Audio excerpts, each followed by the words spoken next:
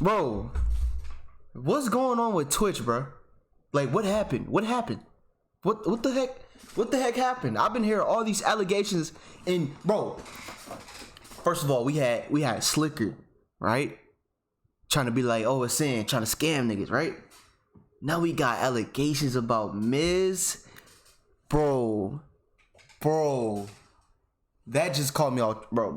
That shit just caught me off guard. But like, we finna get straight into it right now. Right now, the current state of Twitch is like a bag of dog shit on fire. Fuck. It is a complete disaster. It's like the most degenerate reality TV show program ever broadcast, and the entire internet can't look away, myself included. I wanted to break down everywhere, that's why. plot line going on in the Twitch drama sphere, but that would consist of more chapters than a Harry Potter book to it. Every single day, a new bomb gets dropped. Every time you go to sleep, you'll wake up as if Santa Claus visited you, and instead of putting presents under the tree, he put coal and drama in your stocking. And for a lot of people that enjoy watching a shit show from the sideline, that's better than any Christmas present you could ever get, I suppose. So overall, I just thought it'd be helpful to be like an almanac here, a little guide to help you navigate through this wild web of wackiness that's been going on Twitch with this crazy soap opera. So I'm going to try and enter into a flow state here and explain it all as best and as quickly as I can. So I'm going to try and really tap into the avatar state here to drive home all of the important stuff happening there. So let's take it from the top. This story starts with an event called Shit Camp. It's the follow-up to an event that QT Cinderella hosted last year, where a lot of big streamers came together and did a lot of really fun IRL content together, and it was just a really memorable, really positive experience. Is that so XQC? QT Cinderella was putting on the sequel, Shit Camp 2020. Oh, y'all heard about what happened with XQC, bro, and his girl, bro? I ain't gonna lie, me personally, that is something that you should not like put out your, you know what I'm saying, your personal information, because, you know, why are you doing that?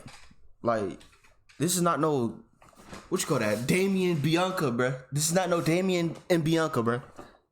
Like, you should not be doing that, bro. You keep personal stuff away, bro, from the internet, bro. Come on now, I know this is your life, but like, you gotta chill out, bro. Chill out. And unfortunately, am I wrong even began, or am I right? It was plagued by a bit of controversy because the biggest streamer in the world, XQC, had already said he'd be attending. He'd be going to Shit Camp this year as well. Shit Camp as in decided not to without TwitchCon? informing QT Cinderella beforehand. He didn't give like prior notice that he wasn't going to be going, so it caught her as well as a lot of people off guard. And I'm gonna go ahead and give my take on this because this is kind of where blood started boiling a bit. This was like the first Forgot to wear my chain to start this incredibly apocalyptic week off. I'm just gonna play a clip from my stream where I briefly talk about it because I don't want to just plagiarize my own stream here, so I might as well just play the clip where I already talked about this. So it all started with Shit Camp. The fuck? It all started with XQC What? not going to Shit Trainwreck accuses Misgift of covering up a sexual assault case. What? Camp and not telling anyone SA. that he wasn't going until it like happened. Which is very standard for XQC. Usually he'll say yes to anything he's invited to, but then not show up, but he doesn't tell anyone. Like for Creator Clash, iDubbbz didn't know he wasn't coming until the day that the event happened. iDubbbz? He's not good at communicating. There's nothing wrong with not going. I just think he needs to be better at communicating. I don't think he does it maliciously. I really think he just doesn't think to do it. People like to try and spin it as like a malicious thing. I don't get that impression. I really just think he is so focused on stream and content. That's what I'm saying. Like if you look at like the numbers of days that he's been streaming, bro, he never missed a stream, bro. Like how long like he been streaming, bro? Never mind. But let's just say he been streaming for like 2016, right? So the numbers of days that he missed, bro. Ain't nobody keeping track of that shit, bro. Come on now. Ain't nobody keeping track. Come on now.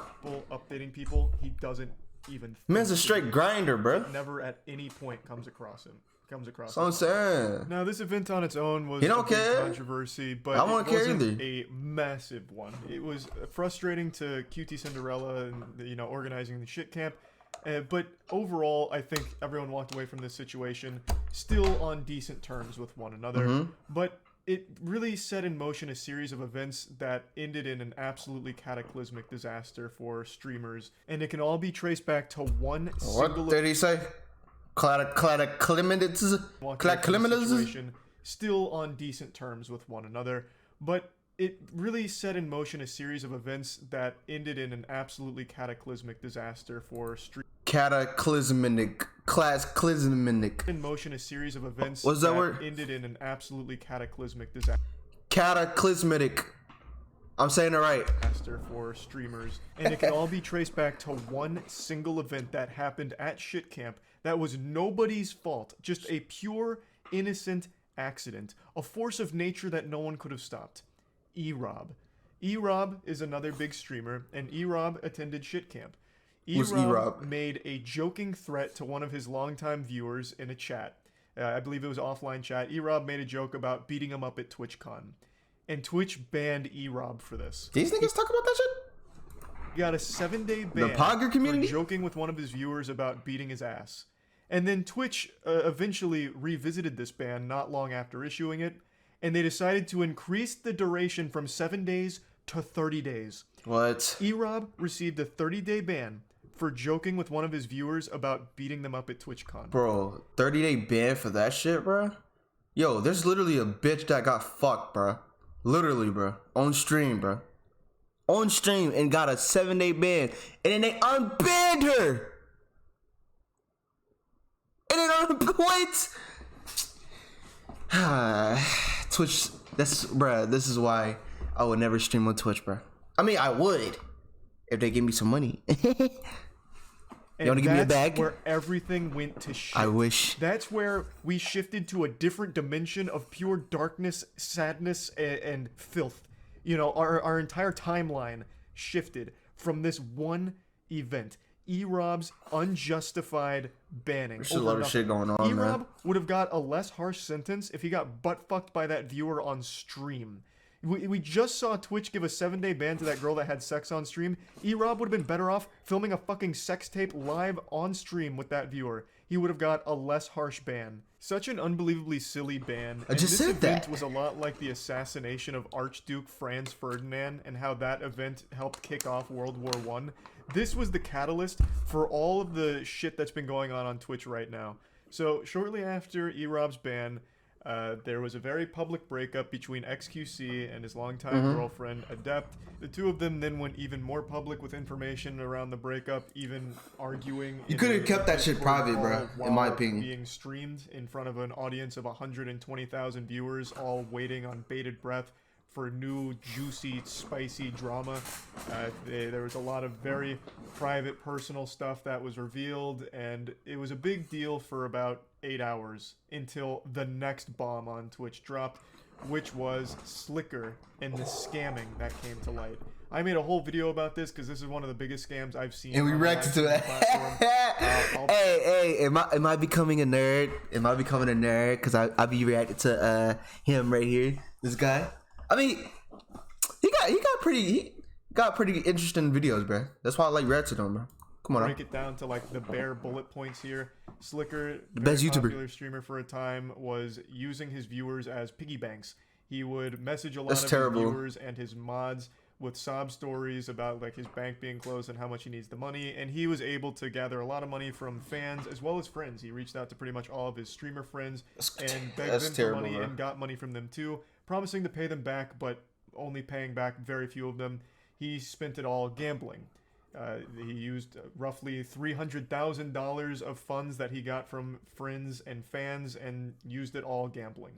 So that all came to light, which then overshadowed the breakup stuff and the Slicker scam being the biggest news on the platform until the next day. That had about 24 hours worth of being Twitch's biggest controversy, so that had a pretty good run, all things considered. There was a lot of longevity there. The next day, this whole gambling situation started to bubble over onto Twitter. Because this was such big news, everyone was then talking about gambling addiction. Like, look how bad slots are for you. Look at what this streamer did. All right. Do y'all have like problems with like people gambling? Is that like a huge issue, bro, on Twitch? Because like, I don't see anything wrong with gambling. You know, how you go about that, I don't know. I don't know. It's just like a personal preference for like other people. It's just like it doesn't really matter, bro. Like if you have a problem with somebody gambling, that should say you should stay in your own lane, bro. Like what the fuck is you talking about? And it all ties back to Twitch allowing gambling on their platform. So then it became a big movement on Twitter with the hashtag TwitchBanGambling. Like a lot of people giving a lot of takes on the proper way of handling gambling on live streams. And this started a war because there's a lot of popular streamers that do gambling. So then a lot of those streamers were feuding with streamers that were vocal against gambling, and they were clashing on Twitter all night. And then about 6 hours after that, we had another fucking massive still 24 hours, with a bro. different piece of drama outside of like Still the normal fucking streamer 24 hours, category. bro. This is chess. I made a whole video about the chess cheating scandal that's going on right now with the anal bead cheating hypothesis. What? This had a new development. To break that down, a chess grandmaster named Hans Niemann beat Magnus Carlsen, the #1 chess player in the world, in a shocking upset. And Magnus Carlsen with is this still in the poggers community? Insinuated Hans may have cheated. So then speculation ran wild, and eventually people started to wonder: did Hans Niemann cheat by using a chess bot programmed into a pair of anal beads or a butt plug? So that's been like the big chess drama there. And 12 hours ago, 6 hours from the gambling fighting on Twitter, Hans Niemann and Magnus Carlsen faced each other in their first chess match since the controversy. And they were playing online chess. Magnus Carlsen resigned after 2 moves. Magnus Carlsen rage quit his match against Hans Niemann right away, thus continuing this soft insinuation that he believes Hans Niemann is a cheater.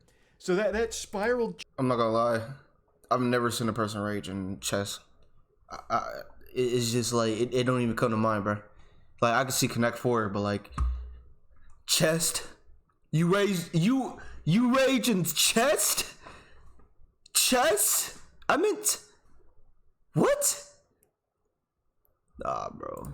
Nah. Chess into an even bigger pit of controversy because that is a big deal. That is very unprofessional. That affects the entire tournament, not just Hans with him resigning like that. It's a very bad look. So the entire chess community was outraged with Magnus for this action because it's childish. It really is. To be that thought a salty spider was crawling on me. It was my hair. Not have the confidence to say with your chest, Hans Niemann is a cheater and I refuse to play against him. It's a bad look. If you really believes he's a cheater, say it and don't just go into the tournament and then rage quit and fuck it up for everyone else. It's very simple. If it was anyone besides Magnus, the repercussions here would be extreme. But Magnus gets a pass because he's the #1 player in the world, but the chess community isn't happy about it, and that's a still developing story, but that's the latest in the anal bead conspiracy for chess cheating. And that was the hottest news on Twitch because it's broadcast on Twitch. But that was the hottest news in Twitch drama for only about 4 hours. Because 4 hours after that, the fighting on Twitter reached an absolutely crazy climax. After getting into a disagreement with fellow streamers on Twitter, Trainwrecks TV released this tweet here, which made hefty accusations about one of the largest streamers being complacent in a cover-up of a sexual assault. This, of course, is a massive deal. This is no longer just petty internet drama. Sexual assault. These niggas going through. Yo! They trying to tear people's head off! Hey, yo! What is this drama? Oh, bruh. Next thing you know, bruh, I ain't gonna lie, bruh. I ain't gonna lie. Somebody finna off somebody. That's all I gotta say, bro. That's all I gotta say, bro. Like, if you taking this far, bro, digging up information, bro, old piece of evidence, bro. Nah. These ain't your friends, bro. This ain't your friends, bro. These are randoms, bro. These are randoms. Is a crime, and it is something that should never be taken lightly. These are randoms, so this bro. kind of accusation clearly had a massive effect on the entire platform, and throughout the course of the night, over like a Twitter was going period, crazy. clips were surfacing. The victim of this story that Train was alluding to in the tweets also spoke out and went live to explain the story. If you'd like to understand more of it, I'd recommend going to her Twitter or watching her VOD. Her name is Adriana Lee. I'm not going to go into detail about this story in the video here because it's not just petty, goofy internet drama when it's dealing with something this serious. Obviously, this situation was a massive deal on the platform, and as of right now, it is still developing. And as I'm making this video, yet another massive bomb has dropped on Twitch that is creating drama. Twitch My nigga, he just said like 10 different dramas in one video. 10 different dramas in one video. What the fuck is going on, bro? Like, is Twitch going downhill? Like, is there not gonna be no more Twitch shit I mean, official statement on their stance on gambling. Bro, Twitch is taking L, like they have outright banned any kind of gambling involving Bring Mixer slots back, and bro. shit like that, which was their main category for gambling. In their statement, they said they're making an update to their policy effective October 18th that'll prohibit the streaming of gambling sites that include slots, roulette, or dice games that aren't licensed either in the US or other jurisdictions that provide sufficient consumer protection. These sites include Stake.com, Rollbit, Duelbit, Roobet. However, we may identify others as we move forward. We will continue to allow websites that focus on sports betting, fantasy sports, and poker. What? So that means, damn. That means Los Polos, Aiden Ross, bro. All the big streamers, bro, on Twitch, bro. Them niggas, yo. I mean, you can go somewhere else with that. I ain't gonna lie. Go to Mexico. I ain't saying too much, but like, go to Mexico. You know, it's a lot of Mexico. Just go over there and stream it on Twitch. Come on now. They said other boundaries except, you know, the US. Okay. For those that don't know, gambling on Twitch has been an absolutely massive category for quite some time now, specifically slots. Okay. That's where most of all of the gambling streams take place, in the slots category. And the biggest sponsor of gambling streams on Twitch is Stake.com. The fact that Twitch put Stake.com in their statement by name is huge. They are paying millions upon millions of dollars for streamers to gamble on their site. They have so much sponsorship money that they've tossed around on Twitch, and the fact that they are now prohibited immediately cuts that entire thing off. I truly never thought Twitch would outright ban gambling like that. That's so stupid, they bro. Did allow exceptions like, for like poker. Why the fuck do we have casinos, bro? Why the fuck do we have that shit? That's like saying, hey, we should just ban our casinos. What? Why would you ban that shit on? That's crazy, bro. That's crazy. That's actually crazy, betting bro. and fantasy sports, but I genuinely never thought that they would cut off slots, roulette, and everything there. That is so a stupid. Wild, big dick move there that is going to cause at least a month worth of controversy on See, they trying to get people. There's a lot of gambling streamers that just lost massive amounts of money from their Stake.com sponsorship deal, as well as just content, because streaming slots for a lot of streamers was the main source of their content for a while now. So that's just going to be a huge change for a lot of people on there, not only streamers but viewers, because there's a ton of viewers that only watch gambling content. So that whole situation there, that's a game changer. So it has been a fucking crazy week on Twitch. It's fucking wild. Hopefully this caught all of you up to speed. I gave you like the bare bones essentials to every story that's been going on recently. That's about it. So yeah. Fuck is wrong with Twitch, bro? Like the actual fuck, bro.